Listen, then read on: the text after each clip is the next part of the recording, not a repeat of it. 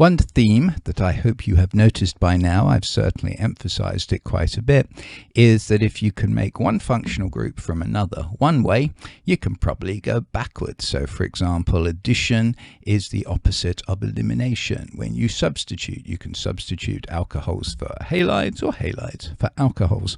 So it should be of absolutely no surprise to you that if one reaction of alcohols is to oxidize them, then maybe one way to make alcohols is to reduce what you would have gotten by oxidizing the alcohol.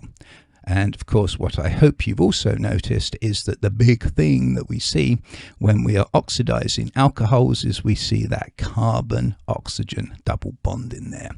So if we have an aldehyde or a carboxylic acid or a ketone, under the appropriate reducing conditions, we can convert the aldehyde and the carboxylic acid to a primary alcohol. And notice my symbolism here, H now in square brackets, very reduced reduction, and we can reduce a ketone to a secondary alcohol.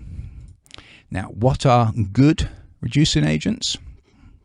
You will encounter several reducing agents as you go through your organic chemistry.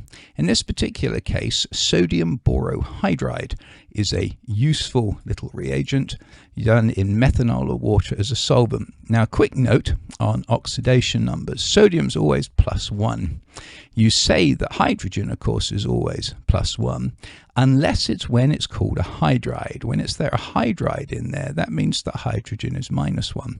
And the reason here hydrogen is -1 is because it is more electronegative than boron. Sodium is +1, boron is +3, each hydrogen is -1. Now I hope you can appreciate that a hydrogen that is -1 isn't very happy like that. It would like to increase its oxidation number. It would like to be oxidized, and if it's been oxidized, that means it's going to reduce something else. So therefore, anytime you see a hydride, you know it's going to be a reducing agent because that hydrogen at a -1 oxidation number wants to increase it significantly. So sodium borohydride, a nice mild reducing agent when you do it in methanol or water. Now that will reduce an aldehyde to a primary alcohol. It will reduce a ketone to a secondary alcohol. It won't, however, reduce a carboxylic acid to a primary alcohol. In order to do that, you need a super reducing agent. Now, people will look askance at me saying super here. I just mean one that is stronger. And particularly nice one that you will see a lot in the lab is lithium aluminium hydride. LiLeH4, often called lithal for short. And again, you can see it's a hydride, so the hydrogen is -1 because lithium's +1, aluminium +3.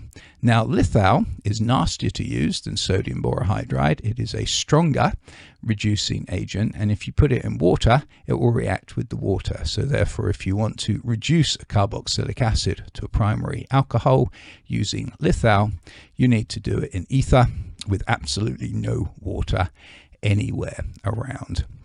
Now, I hesitated to bring this in, but it seemed like an okay thing to bring in right now in our alcohols. But we have got modules on carbonyl compounds, which is where we talk about aldehydes and ketones, and we have modules where we get more specific about carboxylic acid, the module called carboxylic acid and derivatives. So any further information you want about aldehydes, ketones, carboxylic acids, go to those modules. But it was, I thought, kind of cute, interesting, nice to point out that again we have this reversible nature of our reaction schemes. Okay, not saying reactions are reversible, because of course they are, but just that in organic chemistry, if you have functional group A and functional group B, and you can make A into B, a lot of times you can also make B's into A's. Oxidize alcohols to aldehydes, carboxylic acids and ketones. You can reduce aldehydes, carboxylic acids and ketones into alcohols.